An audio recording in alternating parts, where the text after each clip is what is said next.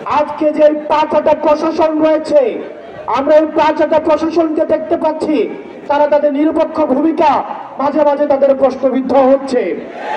তারা আবার আগের মতো করে, আমরা জানি প্রশাসনের মধ্যে একটা অংশ রয়েছে যারা চায় নিরপেক্ষ প্রশাসন গড়ে উঠুক, কিন্তু একটা প্রশাসন রয়েছে, একটা পক্ষ রয়েছে যারা হচ্ছে সুবিধাভোগী, যারা হচ্ছে তেলবাজ, যারা হচ্ছে চাটার দল। তারা সবসময় প্রশাসনকে তারা হচ্ছে বিতর্কিত ভূমিকায় অবতীর্ণ করে।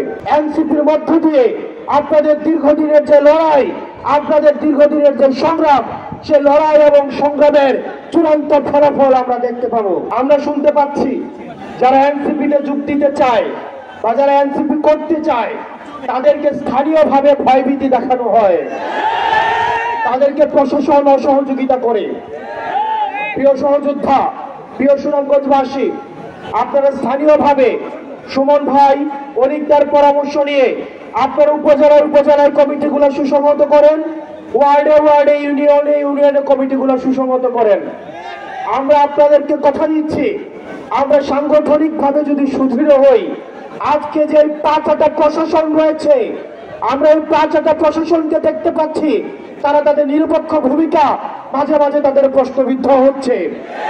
তারা আবার আগের মতো করে, আমরা জানি প্রশাসনের মধ্যে একটা অংশ রয়েছে যারা চায় নিরপেক্ষ প্রশাসন গড়ে উঠুক, কিন্তু একটা প্রশাসন রয়েছে, একটা পক্ষ রয়েছে যারা হচ্ছে সুবিধাভোগী, যারা হচ্ছে তেলবাজ, যারা হচ্ছে চাটার দল। তারা সবসময় প্রশাসনকে তারা হচ্ছে বিতর্কিত ভূমিকায় অবতীর্ণ করে। প্রিয় সুনামগঞ্জবাসী, আপনারা স্থানীয়ভাবে সাংগঠনিকভাবে সুসংহত হন। আমরা বিশ্বাস করি এনসিপির মধ্য দিয়ে আপনাদের দীর্ঘদিনের যে লড়াই, আপনাদের দীর্ঘদিনের যে সংগ্রাম, সে লড়াই এবং সংগ্রামের চূড়ান্ত ফলাফল আমরা দেখতে পাবো। আপনারা সবাই ভালো থাকবেন, সুস্থ থাকবেন। আপনাদের সাথে আবার দেখা হবে, আবার লড়াইয়ে এবং বিজয়ে।